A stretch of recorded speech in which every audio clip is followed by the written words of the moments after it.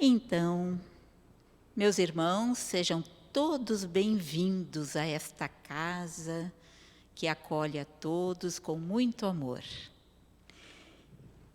O meu nome é Rosa Neto e eu sou uma das trabalhadoras desta Sociedade Beneficente Espírita Bezerra de Menezes.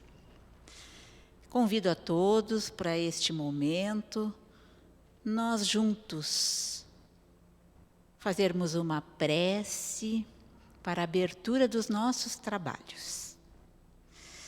Então, mestre, amigo,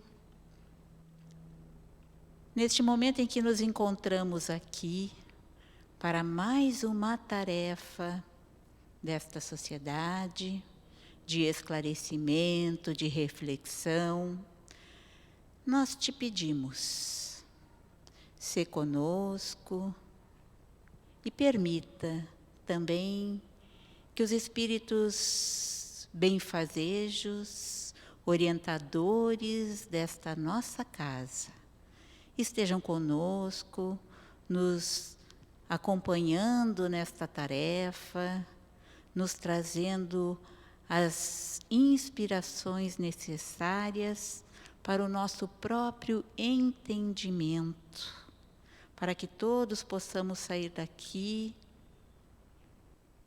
envolvidos em energias de luz, de paz, de harmonia.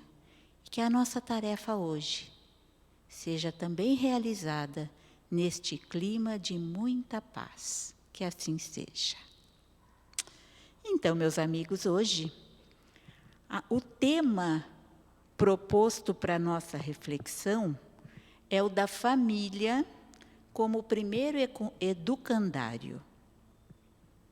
Então, nós vamos buscar identificar aqui os fundamentos que nos levam a entender a instituição familiar como nossa primeira escola. E sempre que eu vou estudar para desenvolver algum tema, né, eu gosto muito de buscar o significado de alguns termos principais do tema, para ver como é que a sociedade como um todo, né, utiliza estes termos, como ela entende estes termos. Então, fui buscar no dicionário o significado da palavra família, do termo família. E, entre outras tantas significações, o dicionário nos traz que família é um conjunto de pessoas que possuem um grau de parentesco por laços de sangue ou por laços afetivos, que vivem na mesma casa, formando assim um lar. E nós sabemos, né, que entre nós, sociedade humana, nós vamos encontrar configurações diversas de família, não é? Nós encontramos famílias que se constituem de pai, mãe e filhos. Encontramos outras em que a figura do pai não está presente, então é a mãe com seus filhos. Em outros lares, a figura da mãe não está presente, então o lar se compõe de pai com seus filhos. Em outros tantos, os pais não estão presentes, então são os avós que estão ali junto com seus netos. E pode ser também, enfim, tios que assumem a criação de sobrinhos, não é? Então, essa configuração familiar, ela pode ser diversa. Os laços podem ser de sangue ou podem ser afetivos, não é? Apenas afetivos, sem ter a consanguineidade. Mas, independentemente da configuração familiar, a função da família, da instituição família, sempre é a mesma. A família, ela tem a função de receber e acolher os filhos gerados pela conjunção carnal dos pais, não é? Ou pela adoção. Ela tem a atribuição, a família, de prover as condições básicas de desenvolvimento destes seres que ali chegam no seu aspecto de saúde, de alimentação, da aquisição de bons hábitos, não é?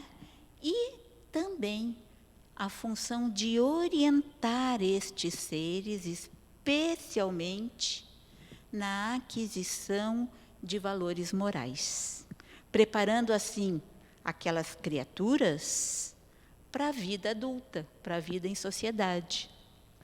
Assim, fica muito claro para nós que a família tem essa função educadora. Por isso, nós consideramos a família a nossa primeira escola. Escola no sentido amplo, né? De ali prover os aprendizados para a vida. E segundo comenta Allan Kardec, na questão 685 de O Livro dos Espíritos, a educação, ela consiste na arte de formar o caráter e os hábitos dos filhos. Portanto, as crianças aprendem os valores fundamentais da vida com os pais ou com aqueles que as criam, não é? E aqui nós vamos avançando um pouco mais neste conceito, porque a nossa proposta aqui é nós analisarmos essa questão sob o foco da doutrina espírita. E, para tanto, nós vamos ter que considerar princípios fundamentais desta doutrina. Quais sejam eles? Em primeiro lugar, Deus, sendo a inteligência suprema e a causa primária de todas as coisas, Deus cria incessantemente. Ele é o criador de tudo o que existe no universo. Então, Deus cria espíritos. E estes espíritos são criados por Deus simples e sem conhecimento, tal como uma folha de papel em branco. E nós, espíritos que somos, passamos a viver regidos por uma lei estabelecida por Deus, que é a lei da evolução. Portanto, nós somos criados para evoluir, para progredir, tanto no aspecto intelectual, como no aspecto moral. E esse processo evolutivo, ele vai se dando incessantemente e no ambiente da convivência e da interação entre os seres, entre os espíritos. Assim, nós nascemos simples e ignorantes por falta de conhecimento e vamos ter o tempo necessário que nós precisarmos para atingir a perfeição, para nos tornarmos espíritos puros, que é o destino de todos nós. Como essa é uma tarefa muito complexa, nós não temos e não teríamos, de qualquer maneira, nenhuma condição de realizar esse projeto de Deus para nós, na sua integralidade, numa só existência humana. Então, aí chega um outro princípio espírita, o de que Deus cria os seus espíritos imortais. Sim, nós somos espíritos imortais, que nos encontramos em uma das nossas tantas experiências terrenas do corpo físico, né? Realizando aqui o processo de aperfeiçoamento intelectual e moral e que ocorre em sucessivas reencarnações. Eu já tive outras experiências aqui na Terra, me relacionei com pessoas, como, em geral, ao renascer, eu não lembro de nada. Como é que pode ser isso? Mais uma vez, uma orientação do mundo espiritual para nós. É que, pela misericórdia de Deus, né, para com cada um de nós, ao nós reencarnarmos, as nossas experiências anteriores, elas estão registradas em nós, naquela folha de papel em branco que vão sendo registradas todas as experiências que vivemos, as aquisições que fazemos, aquisições intelectuais, aquisições morais, as dificuldades que nós mesmos temos em lidar com muitas situações, tudo isso fica registrado no nosso espírito. Mas, ao reencarnarmos, por essa misericórdia de Deus, nós esquecemos disso tudo. É como se um véu cobrisse a nossa vista e nós não conseguimos acessar este arquivo que nós carregamos, porque temos uma história espiritual, uma história de vida. Trazemos, então, esse acervo espiritual. Entretanto, na encarnação, nós não nos lembramos dessas situações passadas, até porque, para que elas não interfiram nos propósitos desta nossa encarnação, desta presente encarnação, né? Então, assim, nós sempre vamos... é por isso que nós não lembramos destas situações passadas, não lembramos que já estivemos aqui, não é? Mas tudo isso, todo o acervo está em nós, né? E certamente essas experiências anteriores é que irão definir as provas ou as missões, não é?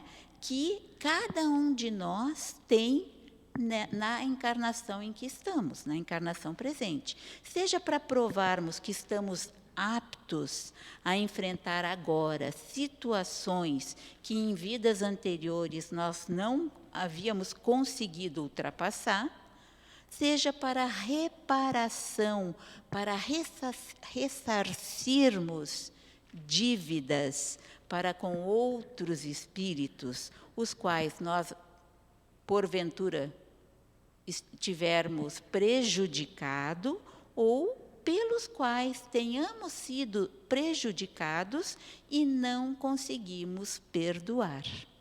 Portanto, a cada reencarnação, o ambiente, o palco da nossa vida é um, mas os atores sempre são os mesmos. O que vai mudar são os personagens que esses atores irão desempenhar.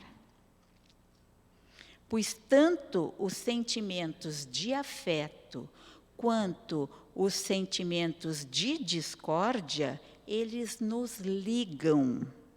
Nós estamos todos unidos numa grande teia de sentimentos.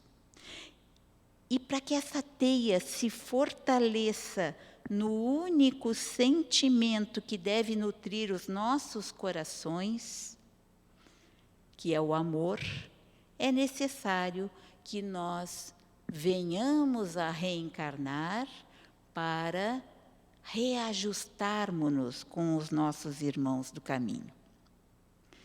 Então, chegaremos com certeza a esse destino que Deus traçou para nós, não é? A partir destas experiências na família.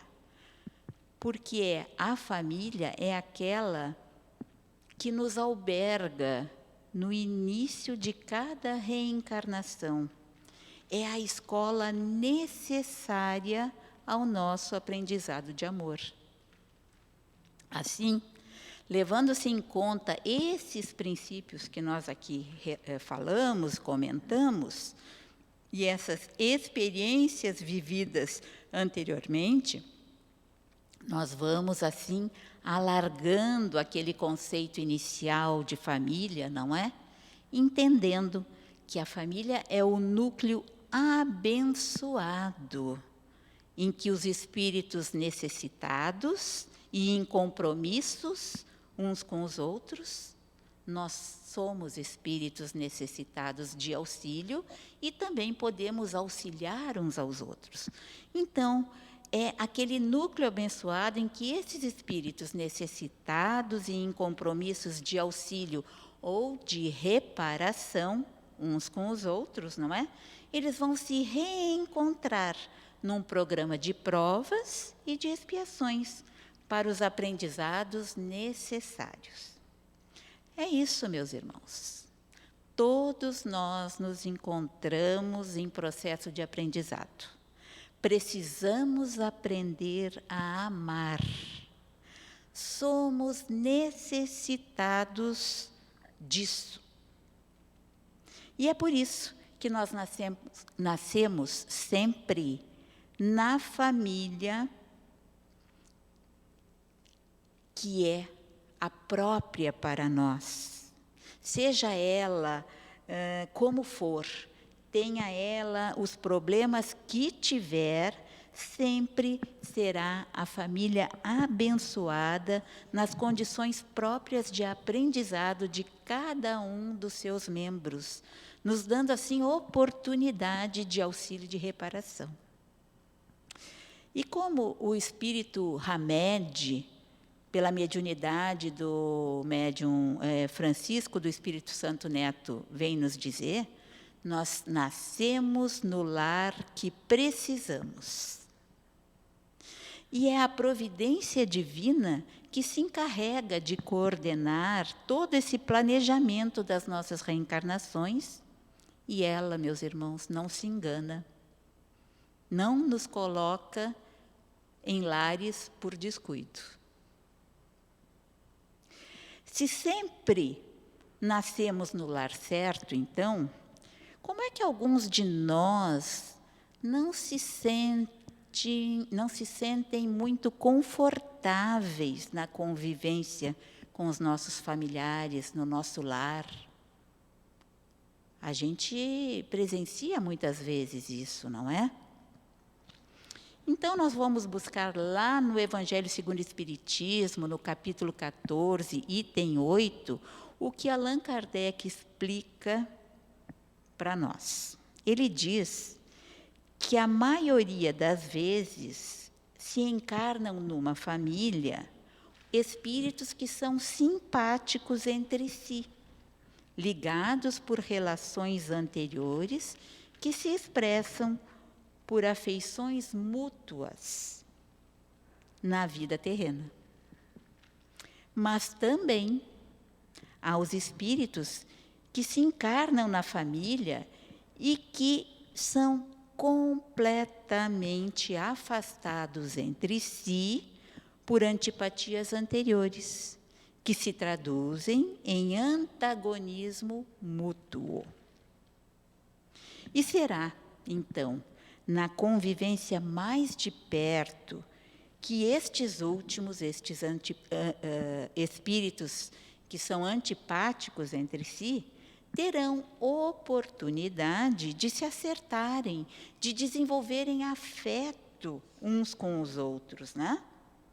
Portanto, como nós já dissemos antes, os ambientes mudam, mas os atores serão sempre os mesmos até que se acertem com a lei de amor. Em algumas existências, nós seremos os pais. Em outras existências, os filhos, para assim experimentarmos todas as possibilidades de auxílio e de reajustamento. É essa a troca de papéis que normalmente acontece nas reencarnações numa família. A missão dos pais é uma missão muito importante. É a missão de orientar os seus filhos para que estes se dirijam ao caminho do bem, pois é na infância que o espírito está mais apto a adquirir valores que irão moldar o seu caráter. Vejamos aqui a importância desta missão. É dever dos pais ou daqueles que assumiram a criação, a responsabilidade por aquelas crianças, a criação daquelas crianças, ensinar. Ensinar pela palavra, mas muito mais. Ensinar pelo exemplo de conduta que apresenta na vida, aquilo que ele apresenta na família e que também vai refletir no mundo como um todo, não é? Porque os valores que enobrecem a alma, eles vão ser trazidos àquela criança pelos seus pais, para que ela possa ser conduzida a uma vida reta, a uma vida no bem. Então, há princípios basilares que devem reger uma família. E o princípio mais importante de todos, e é o primeiro que vai acontecer naquele seio familiar, se todos nós estivermos imbuídos de boa vontade, de afeto, é o princípio do amor. O sentimento que nasce de uma afeição natural por aquele ser indefeso, que precisa de proteção, dependente de nós, não é? Dependente dos pais, ele vai se fortalecendo na convivência e nas trocas afetivas. Então, este é um princípio muito importante. Outro princípio que deve reger as relações familiares é o princípio do pertencimento. É aquele em que cada um dos seres daquela família seja respeitado, independentemente da sua condição de pai ou de filho, não é? Ou de irmão. Seja respeitado nas suas diferenças, nas suas peculiaridades, se sinta aceito no núcleo familiar. Se sinta pertencente realmente àquela família. E com isso, vai se estabelecendo uma reciprocidade em que haverá um aprendizado constante de saber dar e também de saber receber.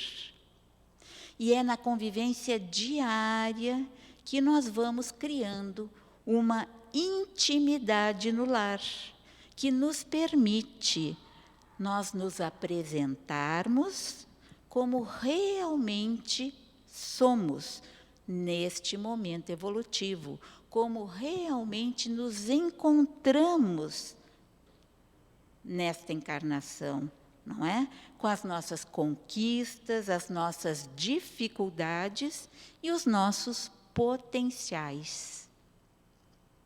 Então, a escola chamada família, a escola chamada família, ela existe ainda para que nós possamos desenvolver esses nossos potenciais, porque é nela que nós temos a oportunidade primeira de trabalhar o respeito, a tolerância, a paciência, a humildade, o perdão, a solidariedade, ensaiando assim para dar os passos mais seguros, né, no enfrentamento dos desafios que a vida de relação em sociedade nos propõe. Então, a família também é aquele laboratório experimental, não é? Para que depois nós possamos aplicar os aprendizados em família na nossa vida de relação mais ampla, na sociedade. Nem sempre, nós sempre vamos refletir o que nós vivenciamos em família, na escola, entre amigos, no trabalho, no templo religioso, seja onde for que nós nos encontrarmos, não é? Então, se em família nós não aprendemos a ser tolerantes e humildes, não aprendemos a respeitar o outro, não aprendemos a receber do outro, não é? Na escola, por exemplo, nós também não toleraremos, não é? Não seremos tolerantes com aquele colega que vier nos contradizer de alguma forma ou falar alguma coisa que nos incomode. Nem mesmo com um professor que vá nos chamar a atenção sobre alguma coisa da nossa conduta, nós não teremos tolerância para enfrentar esses desafios, não é?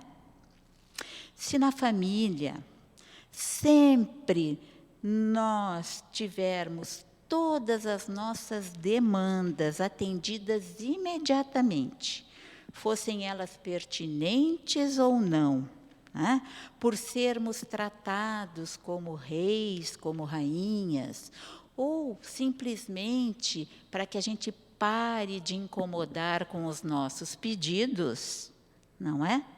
Nós não iremos desenvolver a paciência. Nós nos tornamos imediatistas, queremos tudo para já. É claro que esses exemplos, eles são simples, estou aqui simplificando esses exemplos, porque essa é uma questão complexa, né? Educar é uma questão complexa. E nós não estamos aqui para fazer julgamento de ninguém, não é? Mas vamos refletir um pouco sobre hoje. Qual é uma das características mais marcantes da nossa sociedade? Quando eu falo em característica marcante da sociedade, eu estou falando das características do indivíduo em geral, né? Porque somos nós, indivíduos, que qualificamos a sociedade em que vivemos. Então, hoje, uma das características mais marcantes da nossa sociedade é o imediatismo, não é mesmo?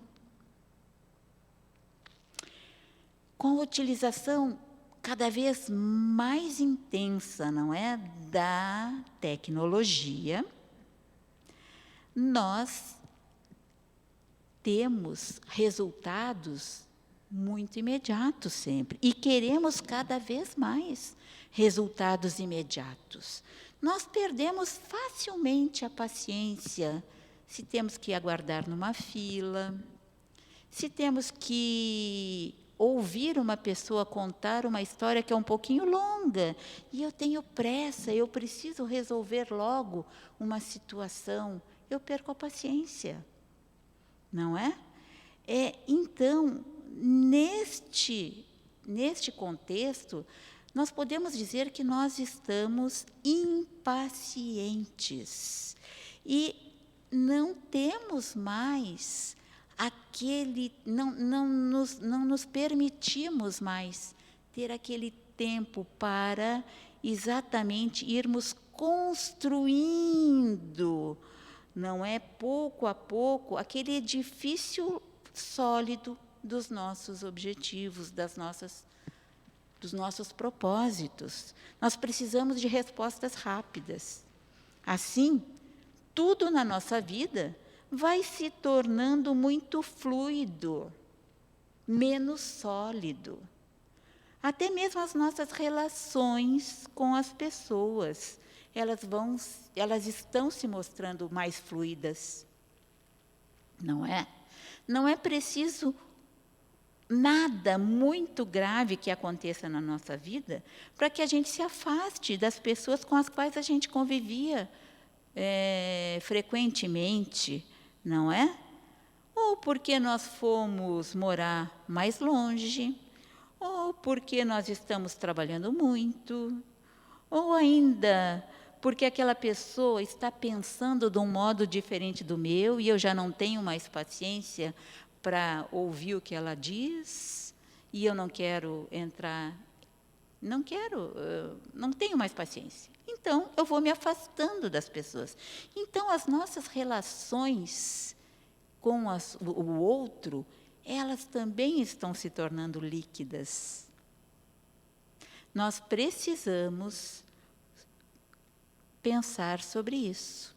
Precisamos refletir sobre essa questão. Porque esse modo de viver talvez nos traga respostas imediatas. Mas será que esse modo nos trará aquisições duradouras e sólidas? Não é? Mas esse é um exemplo, né? E com essa questão da pandemia, né, que assolou todo o nosso orbe, toda a nossa Terra, e que nos mostra o quão difícil é viver de um modo diferente daquele que nós estabelecemos antes, né? Porque a pandemia, ela nos levou de volta para dentro dos nossos lares e também para dentro de nós mesmos, pela impossibilidade de a gente manter um estreitamento maior entre nós pessoas, uma aproximação presencial em função do contágio do vírus que aí está, não é? Então, nós tivemos que voltar para casa, né? E mudar aquela situação em que a nossa casa, muitas vezes, ela servia apenas para a gente dormir. Agora é diferente. Muitos de nós estamos trabalhando em casa, muitos de nós estamos convivendo cada vez mais com os nossos familiares. Então, nós redescobrimos a família de uma forma diferente. Voltamos a conviver mais intensamente com os nossos filhos, com os nossos pais, com os nossos irmãos. E fomos, então, levados a olhar com mais cuidado essa nossa relação familiar. Porque é na convivência intensa que nós vamos percebendo mais o outro, que nós vamos entendendo o que está muito bom entre nós e quais são as dificuldades que nós temos nestes relacionamentos. Aí, mais uma vez, a família se mostra como uma escola, onde podemos reaprender muitas formas de convivência, de cuidado, de responsabilidade uns com os outros. Nós passamos a enxergar e a valorizar muito mais o trabalho daquele que fica mais em casa, que provê o alimento para nós, que nos oferece a roupa limpa, a casa limpa, não é? Nós passamos a compartilhar, muitas vezes, a responsabilidade pelos cuidados com a casa, com as compras para a alimentação de todos nós, não é? E nós também conhecemos mais de perto o processo de aprendizado escolar dos nossos filhos e passamos a valorizar muito mais os professores, percebendo mais intensamente que a educação não se faz só na escola. Este tempo está sendo um tempo que Deus nos oportuniza para refletirmos sobre nós mesmos e sobre a nossa relação com a nossa família. Que nós possamos aproveitar mesmo dessa situação muito difícil, de pandemia, não é? De restrições, enfim, porque nós estamos passando aqui por todas essas situações, então que aproveitemos para tirar lições para a nossa caminhada como espírito imortal que somos. Educar e educar-se é uma tarefa que pede muito esforço e muita dedicação. E é na família que isso se inicia, que isso acontece. Porque, como nos diz a benfeitora Joana de Ângeles, a família é a base fundamental sobre a qual se ergue o imenso edifício da sociedade. E toda vez que se enfraquece a família, a sociedade experimenta conflitos, abalada nas suas estruturas. Portanto, meus irmãos, todos nós estamos aqui matriculados na escola da família. E todos somos alunos e somos mestres. Todos temos responsabilidade em relação aos demais membros da nossa família, pois ela nos foi talhada como a melhor escola que poderíamos ter neste nosso momento evolutivo. Assim, o convite hoje é que saiamos daqui com a certeza de que não existe melhor família do que a nossa, e que não há melhor escola para nós do que a nossa própria família, para que nós possamos evoluir cada vez mais no amor, na paz, na luz. Vamos intensificar os laços de afeto com os nossos familiares e sempre agradecer a Deus pela família que temos. Fiquemos em paz, na doce paz de Jesus. Vamos fazer uma prece para o encerramento dessa nossa tarefa, agradecendo mais uma vez a espiritualidade maior por todo o amparo recebido nestes momentos aqui e que possamos sair daqui hoje envolvidos nas vibrações amorosas do Mestre Jesus, que Jesus possa abençoar a toda a nossa família, que nós possamos também abrir os olhos da mente, mas abrir mais ainda o nosso coração para acolher cada um dos nossos familiares, envolvê-los nestas vibrações amorosas aqui recebidas, buscando assim o entendimento necessário e nutrir cada vez mais o amor entre nós. Que assim seja.